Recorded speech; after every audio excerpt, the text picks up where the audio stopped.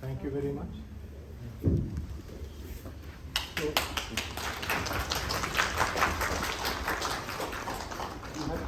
after lighting the lamp, we have to say a mantra for Lord Krishna. And the mantra is there in front of you.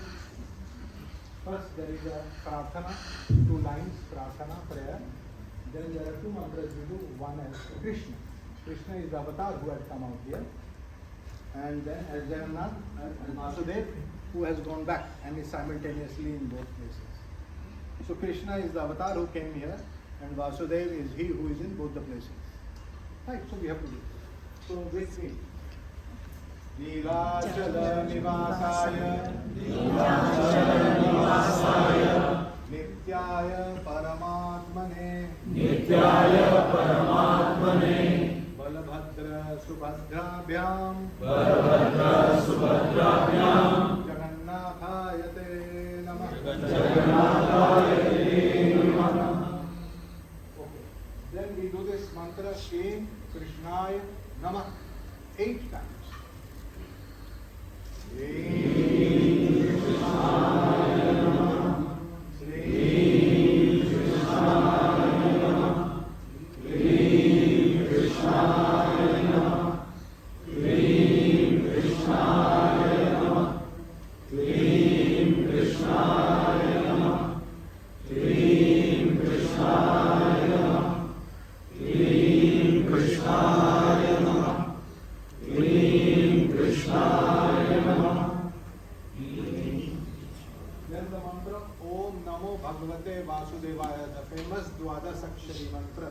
Which all kids of Puri have to do.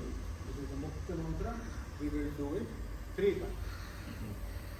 Om Namo Bhagavate Vasudevaya.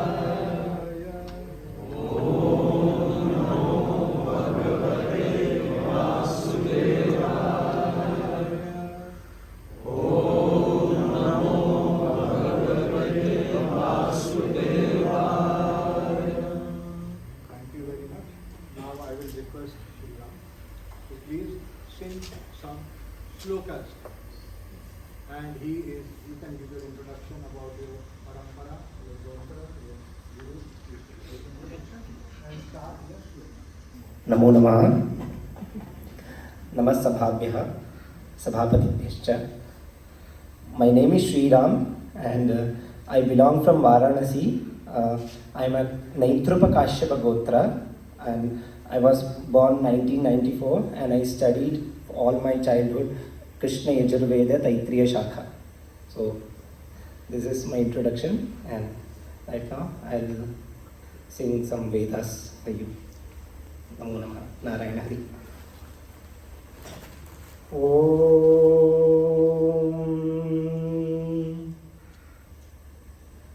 Ganana Antva Ganapati Gum Havamahe Kavim Kavinamupamashravastamam Jeshtarajam Brahmanam Brahmanaspata Anashrinvannutibhisida Sadhanam. Om Shri Mahaganapataye Namaha. Om Sahasrashirša Purushaha सहस्राक्षः सहस्रपात् स भूमिं विश्वतो भृत्वा अत्यतिष्ठद्दशाङ्गुलं पुरुष एवेदगुं सर्वं यद्भूतं यच्च भव्यम् उतामृतत्वस्येषानः यदन्नेनातिरोहति एतावानस्य महिमा अतो ज्यायागश्च पूरुषः पादोऽस्य विश्वाभूतानि त्रिपादस्यामृतं दिवि त्रिपादूर्ध्व उदेत् पुरुषः पादोऽस्येह भवात् पुनः ततो विश्वं व्यक्रामत् शासना नशने अभि तस्माद् जायत विराजो अधिपूरुषः स जातो अत्यरिच्यत पश्चात् भूमिमथो पुरः यत्पुरुषेण हविषा देवा यज्ञमतन्वत असन्तो अस्यासीदाज्यम्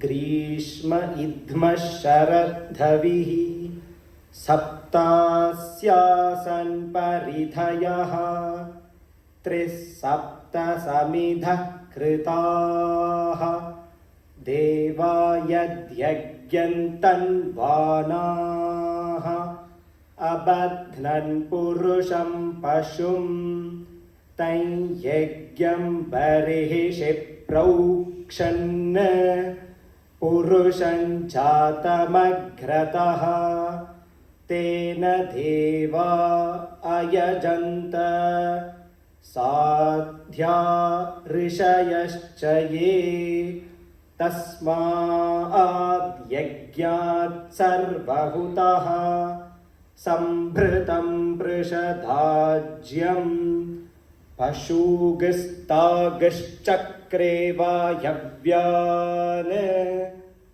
रण्यान् ग्राम्याश्च ये तस्माद् यज्ञात् सर्वहुतः ऋचः सामानि जग्गिरे छन्दागुंसि जग्गिरे तस्मात् यजुस्तस्मादजायत तस्मादश्वा अजायन्त ये केचो भयादतः गावोह जग्गिरे तस्मात् तस्माज्जाता अजावयः यत्पुरुषं व्यदधुः कतिधा व्यकल्पयन् मुखं किमस्य कौ बाहू कावूरूपादा उच्येते ब्राह्मणोऽस्य मुखमासीत् बाहुराजन्यः कृतः ऊरू तदस्य यद्वैश्यः पद्भ्यागुं शूद्रो अजायत चन्द्रमा मनसो जातः चक्षोः सूर्यो अजायत मुखादिन्द्रश्चाग्निश्च प्राणाद् वायुरजायत नाभ्या आसीदन्तरिक्षं शीर्ष्णोद्यौ समवर्तत पद्भ्यां भूमिर्दिशश्रोत्रात् तथा लोकागुम् अकल्पयन् वेदाहमेतं पुरुषं महान्तम् दित्यवर्णन्तमसस्तु पारे सर्वाणि रूपाणि विचित्य धीरः नामानि कृत्वाभिवदन् यदास्ते धाता पुरस्ताद्यमुदा जहार शक्रः प्रविद्वान् प्रदिशश्च तस्रः तमेवं विद्वानमृत इह भवति नान्यः पन्था अयनाय विद्यते यज्ञेन यज्ञमयजन्त देवाः तानि धर्माणि प्रथमान्यासन् ते हनाकं महिमानः सचन्ते यत्र पूर्वे साध्या सन्ति देवाः ॐ नमो नारायणाय अद्भ्यः सम्भूतः पृथिव्यैरसाच्च विश्वकर्मणः समवर्तताधि तस्य त्वष्टा विदधद्रूपमेति तत्पुरुषस्य विश्वमाजानमग्रे वेदाहमेतं पुरुषं महान्तम् दित्यवर्णन्तमसः परस्तात् तमेवं विद्वानमृत इह भवति नान्यः पन्था विद्यते यनाय प्रजापतिश्चरति गर्भे अन्तः अजायमानो बहुधा विजायते तस्य धीराः परिजानन्ति योनिम् मरीचीनां पदमिच्छन्ति वेधसः यो देवेभ्य आतपति यो देवानां पुरोहितः पूर्वो यो देवेभ्यो जातः नमो रुचाय ब्राह्मये रुचं ब्राह्मं जनयन्तः देवा अग्रे तदब्रुवन् यस्त्वैवं ब्राह्मणो विद्यात् तस्य देवा असन्वशे ह्रीश्च ते लक्ष्मीश्च पत्न्यौ अहोरात्रे पार्श्वे नक्षत्राणि रूपम् अश्विनौ व्यात्तम् इष्टं मनिषान अमुं मनिषान सर्वं मनिषान नारायणाय विद्महे वासुदेवाय धीमहि तन्नो विष्णुः प्रचोदयात्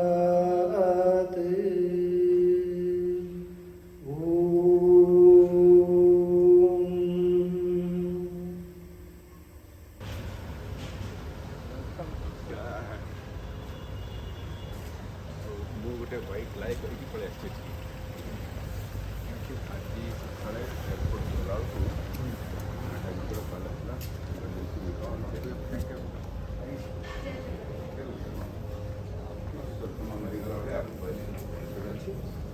Our chief guest is here.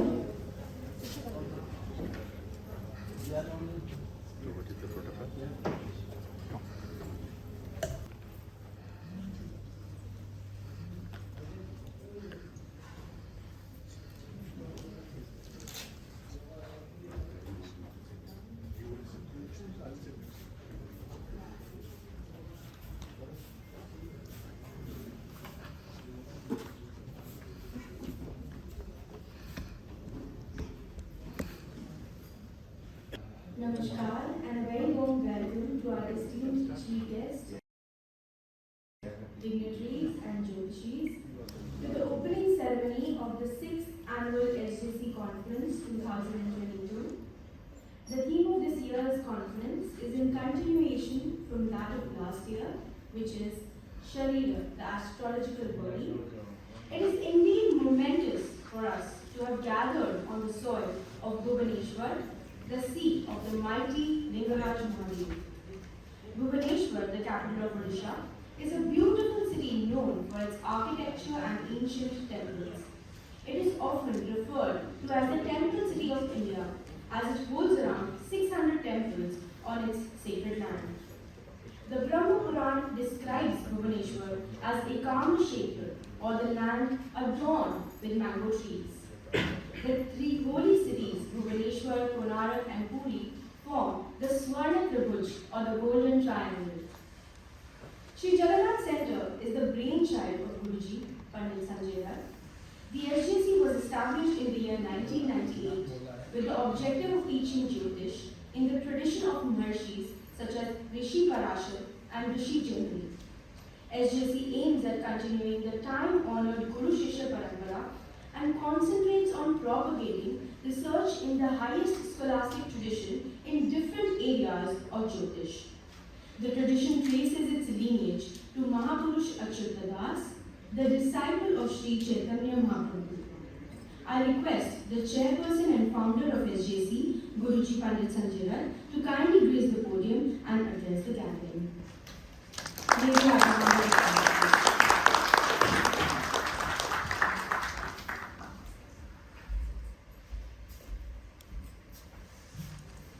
Again, namaste again to you all.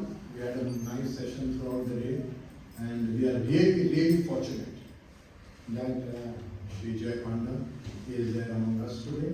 He has had an extremely impossible schedule, and yet he has found the time to be here. I mean, it is nothing short of a miracle, because I was not even sure that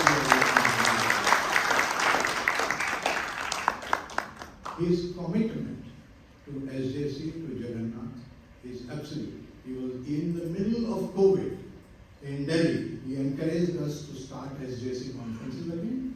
He was there with us for the SJC's revival, restarting. We started that in Delhi. If you remember, those of you trained, you were there. Remember that he was there? Right, his father was there, and we had a beautiful session. And once again, in spite of his tight schedule, he was in Nagpur. God knows how many flights he changed. He was here, and he was supposed to be in Delhi, and he has made it here. So I am not going to waste time. You all have heard me so many times. I will just thank him on behalf of the entire fraternity of Sri Jagannath Center. That thank you once again very, very much for making it here, for bringing a new life to SJC, and we are hoping that by your support, your grace, one day, it is a dream, like Freedom said 25 years back when he stayed in Puri, one day will come when there will be a great leader who will support us, and we will be able to have a little institute of our own in Odisha. So with these words, I welcome Sri Jai Panda to come and share his mind with you. Thank you.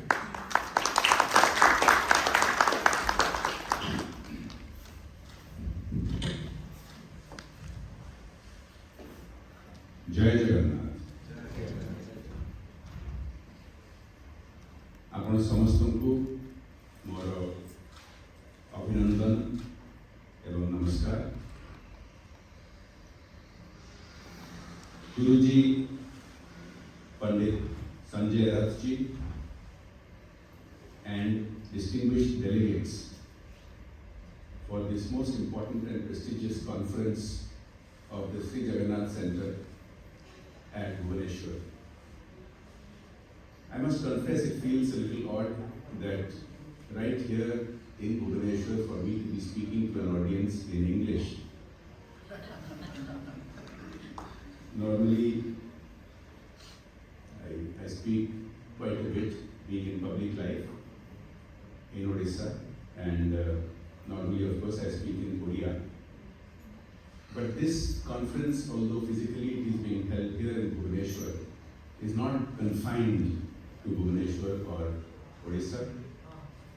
I understand that It is being joined virtually by people from many different geographical locales and people from many different states of India and even nations. It is a particular pleasure and a privilege to be speaking on this occasion where the Sri Jagannath Centre's annual conferences will now complete 24 years and embark on a quarter century of having these prestigious get-togethers. Indeed, as Guruji Pandit Sanjay Rathji pointed out, I had the pleasure and the privilege of participating at the revival of this conference in the middle of COVID, or towards the end of COVID. And for a year or more now, we have been discussing about the next steps to be taken, starting with today's event. I almost didn't make it because of a variety of reasons beyond my control. I was in Nagpur for the past couple of days and was just able to make it to Bhubaneswar today afternoon. I see the aims and objectives of what Pandit Sanjay Rathji is trying to revive with the involvement, commitment of all of you and many others beyond this room. I see it as a pivotal moment in our modern history, certainly in the modern history of Odisha, but much beyond that. I would like to dwell a little bit on the importance of Mahaprabhu Jagannath to our civilization and to the impact it has beyond just our civilization. A deity whose very name means the Lord of the universe has always stood for encompassing every aspect of humanity. Mahaprabhu Jagannath's devotees have always included people from every sphere, every walk of life, every background, without restrictions, without geographic restrictions, without restrictions of societal barriers, without restrictions that have often existed in our civilization in other parts of the country. It has, the name of Mahaprabhu has been translated into English as an unstoppable force, Jagannath. I shouldn't say translated because it's an English word, but derived from Mahaprabhu Jagannath. And I say this is a pivotal moment because this is a pivotal moment for the Indian civilization.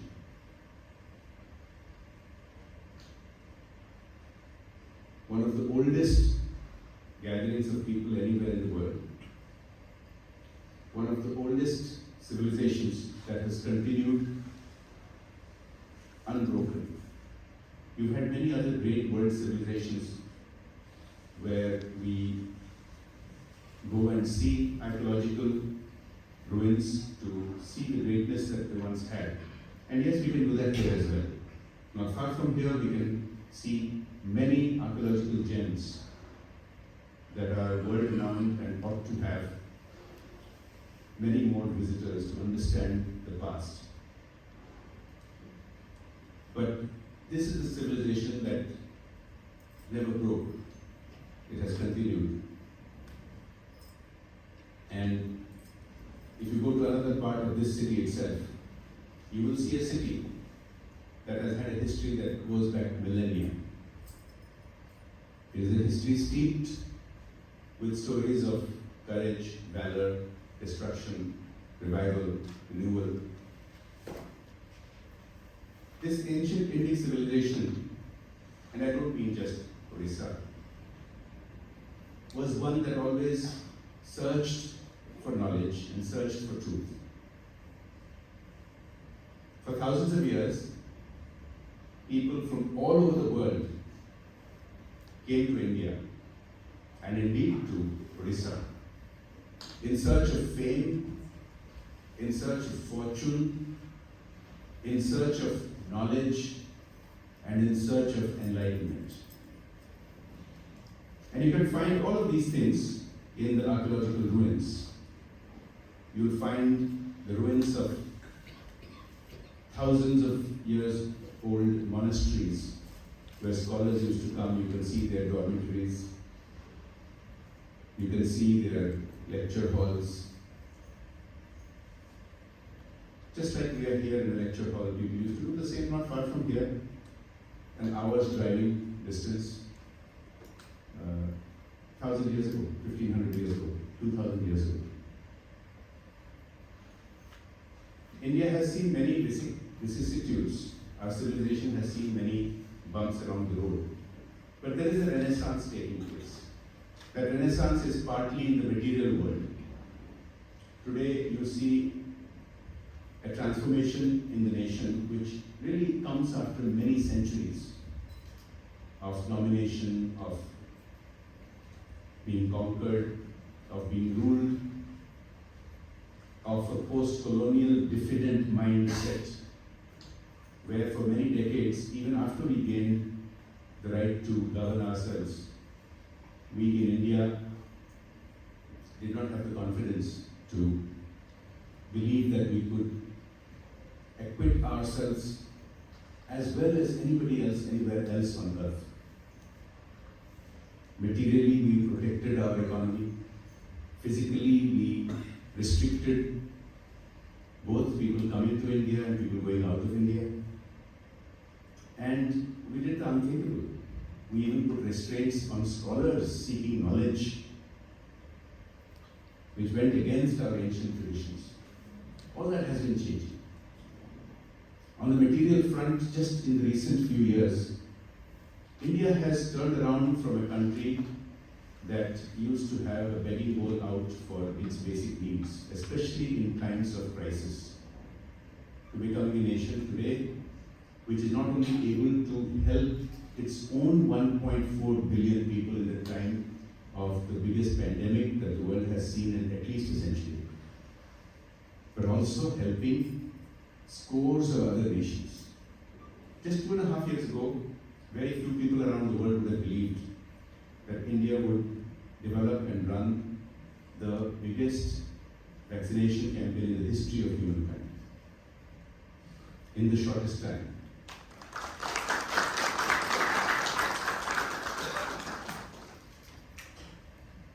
Let alone imagine that India would help dozens of countries by giving them vaccines, by giving them medical equipment, ventilators, PPE kits, medicines.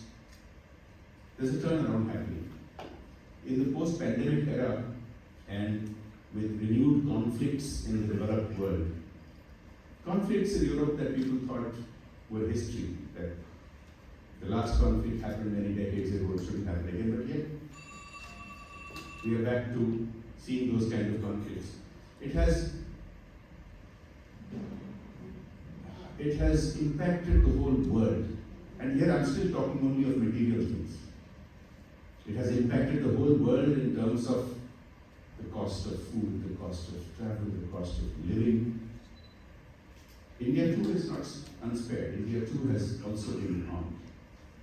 But in a stunning turnaround, the least affected country in the world economically, and the one bright shining spot in the world economy. These are the words of the IMF, the International Monetary Fund, not my words.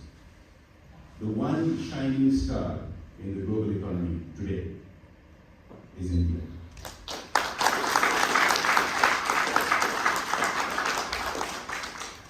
But the material is, for all of us human beings to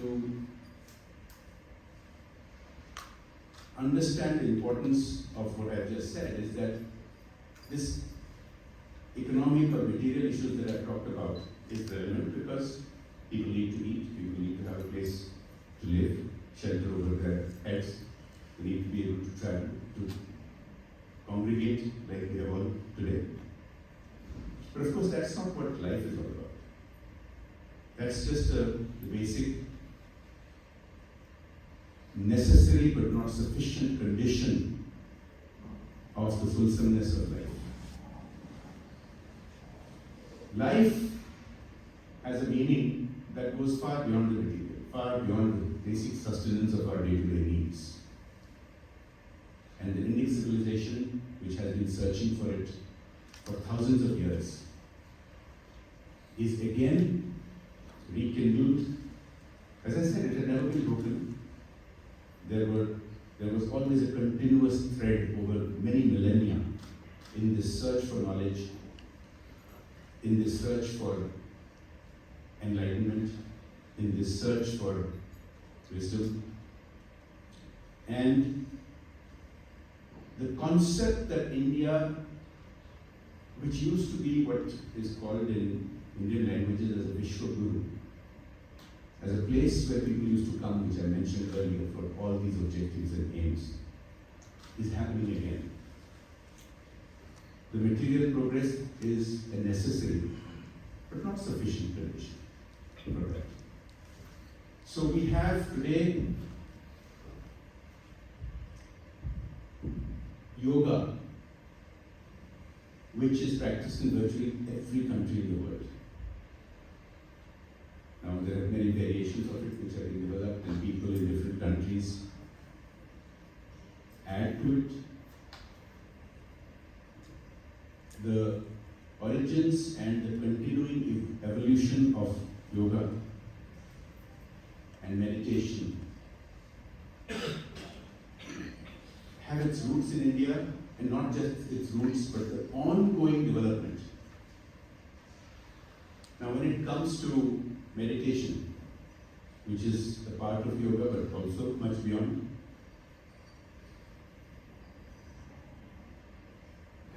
the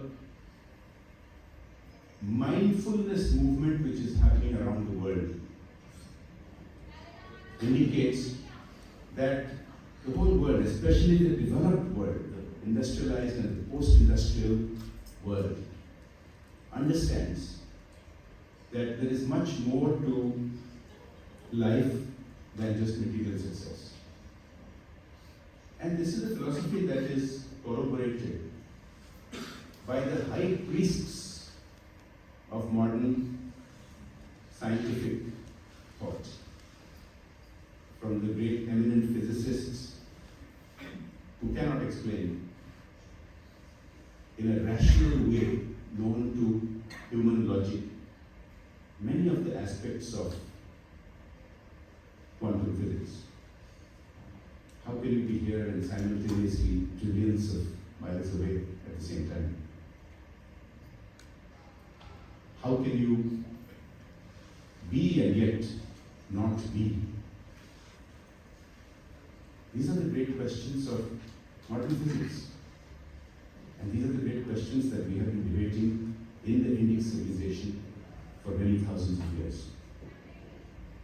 The books written by some of the greatest modern physicists about Shiva's Tandava and the Nataraja's role in understanding modern quantum physics is eye-opening for those of us who believe that a rational modern life is somehow not connected with the kind of search for wisdom and enlightenment that we have been looking for in the Indic civilization.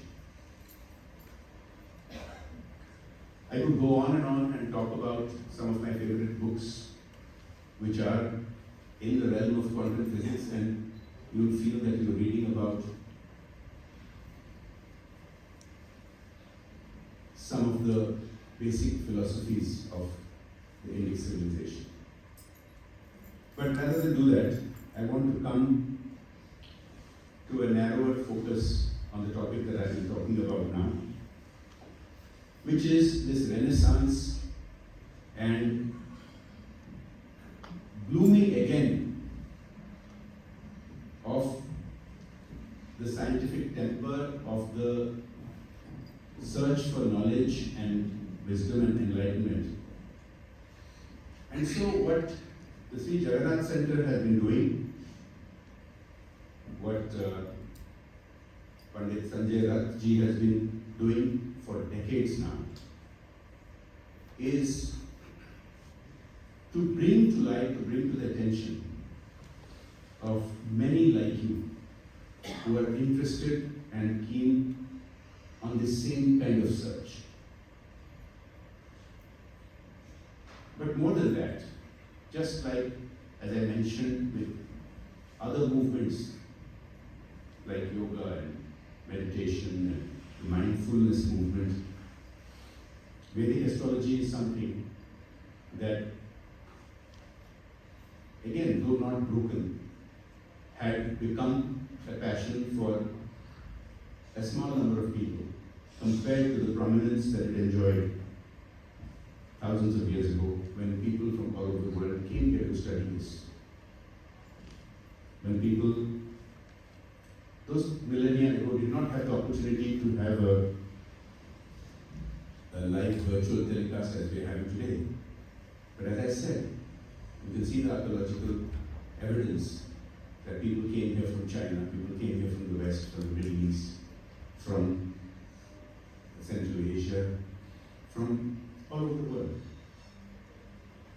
And so this revival and this renaissance in Vedic astrology and as it relates to the Jagannath culture about which I spoke a little bit earlier.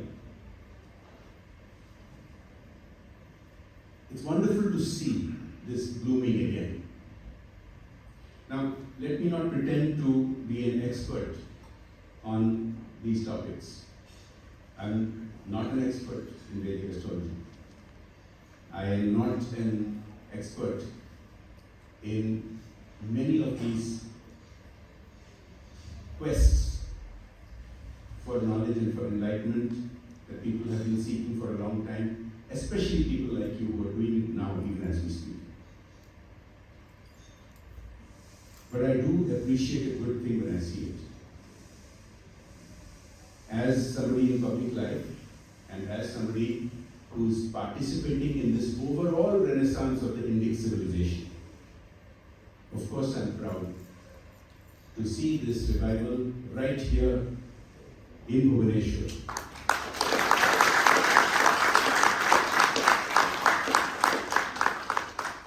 Right here in Odisha. And I believe the influence of Mahaprabhu Jagannath, which can be seen in stark contrast even to other parts of the Indic civilization in modern India. The unity that I talked about, the oneness with the universe philosophy, where one and all are welcome. Mahaprabhu Jagannath, as you all know, represents both the most ancient search by humankind for a communion with the universe and the thousands of years of Sanatana Dharma and the Indic civilization's search for the same. And this union is seen at its apogee, at its peak, in the culture or the subset of the Indic culture that is most influenced by Mahaprabhu Jagannath, which is Odisha. As all of you undoubtedly know, in ancient times, the predecessor entities of Odisha were one of the most prosperous parts of the whole world. having trade and other kinds of contact all around the Indian Ocean. I remember being fascinated as a young adult, not having read much about it in our history books because for a variety of reasons, for a variety of agendas, modern Indian history books would glorify short periods of our relatively recent history and virtually ignore thousands of years, while a dynasty that has ruled for 3 or 4 centuries and has left behind some great architecture is lionized. Other dynasties that ruled for twice, thrice, 4 times that size, that length, and left behind equally or more glorious architecture is almost completely missing from our history books. And this turnaround that I've been talking about is also happening in correcting that imbalance. But I was mentioning to you that as a young adult, around the time the Sri Jagannath Center began its first conferences, I was astounded in my first visits to countries like, well, we all know, in Odisha we've grown up with Bali Jatra every November, and we know that we had an ancient link with Bali. We know from history that we had an ancient link with Sri Lanka. But what gobsmacked me was visiting Cambodia, was visiting Vietnam, and seeing the Cham Kingdom's relics and reminding me of the same or similar archaeological evidence in and around here that I've been talking to you about just in these past few minutes. Priests, merchants, warriors, administrators, these were the currency of interaction for thousands of years. And a lot of that emanated right from here. The epicenter was where we are sitting. Just a 25-minute drive from here to Sisupalgarh, and you see the remnants of part of that civilization. I can go on and talk about the archaeological evidence, but I think it is much more important to talk about the present and the future.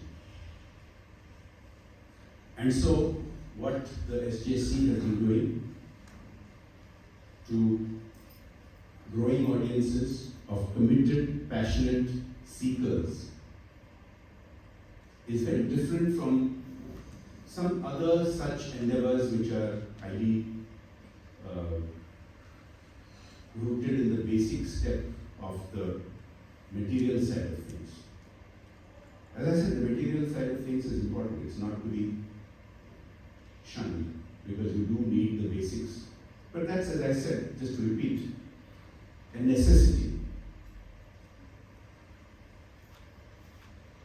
Beyond that, all of you seekers, many of you already masters in this search, have a great role to play in this ongoing revival, in this ongoing search for knowledge, wisdom, and enlightenment. And the growing appreciation and understanding of Vedic astrology, Mahaprabhu Jagannath's influence in the kind of civilization that we were and aspire to be again.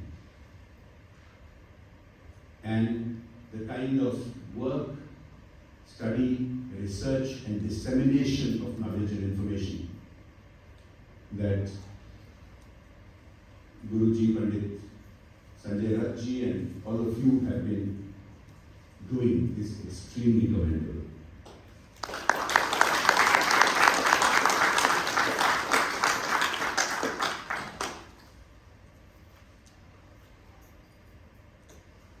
There is really not that much more that I can add that would be of interest or use to this audience, because like I said, you are an audience of seekers of various levels of achieving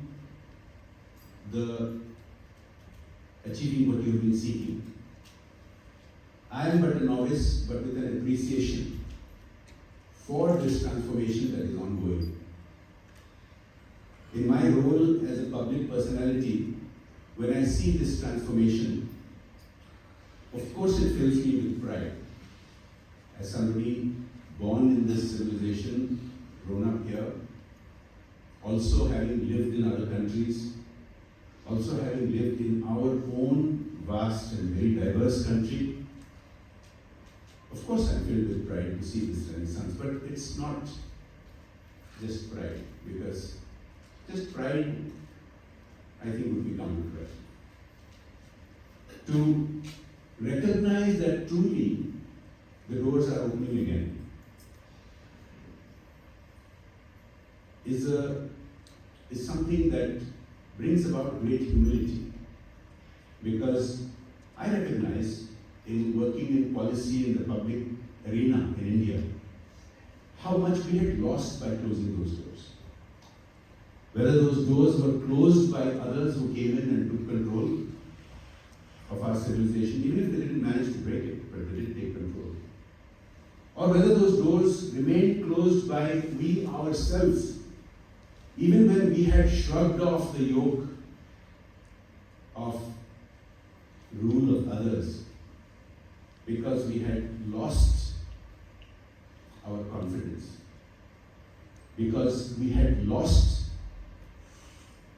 the understanding that although there is much to admire in modern science, modern technology, and the development that many nations have shown in the last few hundred years, there is much to admire.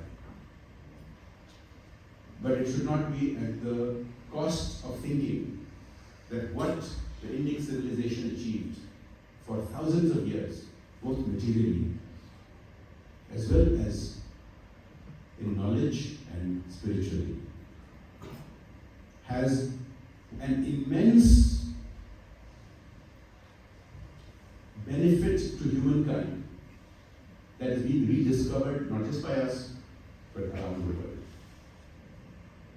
If you look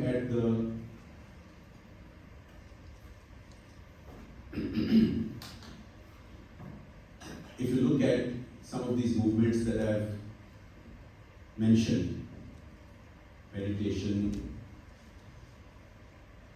and others, you'll see although the roots are here, as I mentioned earlier, there are many who are trying to take that study, to take that knowledge to greater heights, to greater depths, and that's commendable.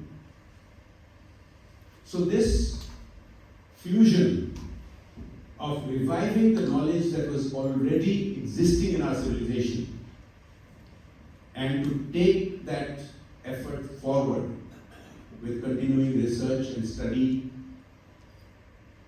discussion and debate and dissemination, which is what Panditji does and SJC does, is a very exciting thing to see.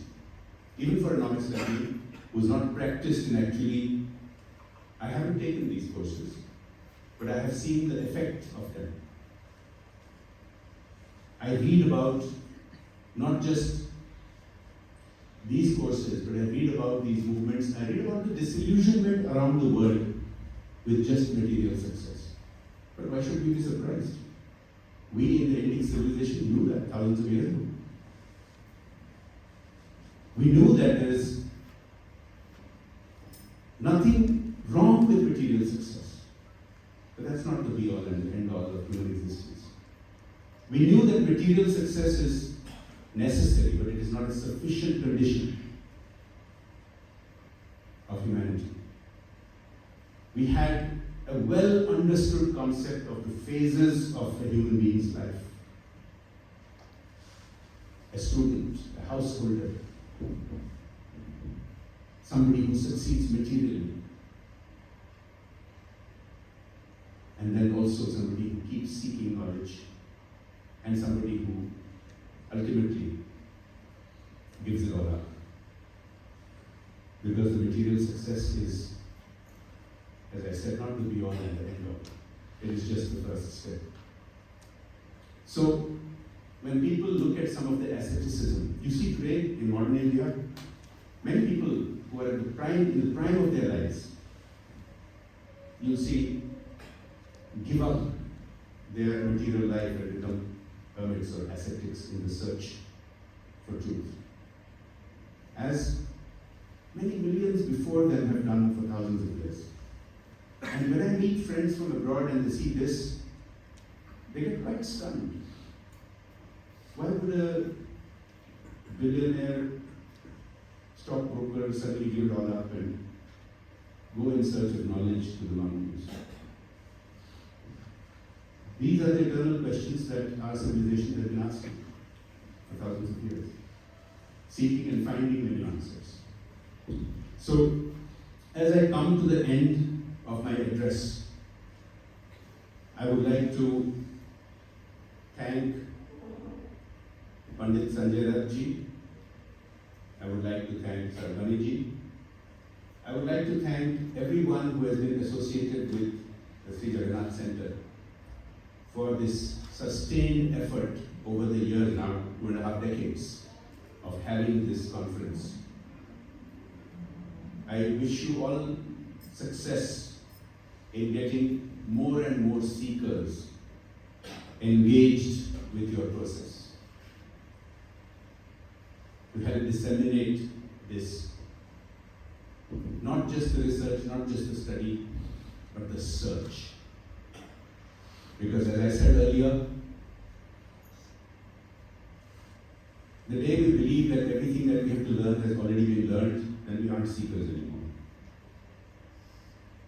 So the search will always continue. And so again, I reiterate, this confluence of reviving, rediscovering what our predecessors did in thousands of similar gatherings like this, in rediscovering that and taking that forward to bring meaning and relevance to our lives and to the lives of millions. It's a noble pursuit. It is the cutting edge of what being a human being in the 21st century is all about. And so I wish you the very best for the success of this particular conference and the way forward to the Silver Jubilee of next year's conference. I'm glad you have kept your word, Panditji, when you revived, and Sarvaniji, when you revived the conference, when I had the privilege of attending in Delhi towards the end of COVID, when you committed that it was not a one-off, but it was a true revival, and that it would happen. Now we see a full hall here in Bhubaneswar. I look forward to this event having an annual attendance like this and more, physically and virtually around the world, which will carry forward this effort and carry forward this message, which I think is truly important for all human beings today, starting from those of us here who are part of Mahaprabhu Jagannath's long influence on us, those of us around the Indic civilization, and those of us around the world in human civilizations that have the same search. Thank you very much. And you are very welcome.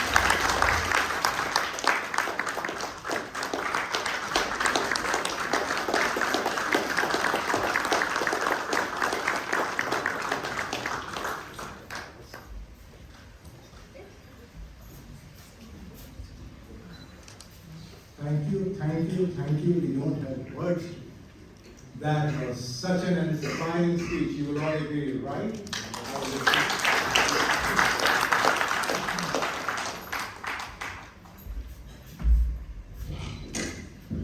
Thank you, Guruji, and thank you, sir. We are honored to have you amongst us today. Our honorable chief guest does not need an introduction. introduction. However, still kindly allow me to introduce our chief guest to all of you. Shri Baijent Panda is the National Vice President of the Bharatiya Janata Party. He is currently handling the National Capital Territory of Delhi and the state of Assam. Shri Panda has been a 4-time Member of Parliament, elected twice each to the Rajya Sabha and the Lok Sabha. As a parliamentarian, Shri Panda has been a member of important parliamentary standing committees. He also ardently supports the causes pertaining to development of his home state, Odisha. So may I now request Guruji to kindly felicitate our chief guest. A huge round of applause.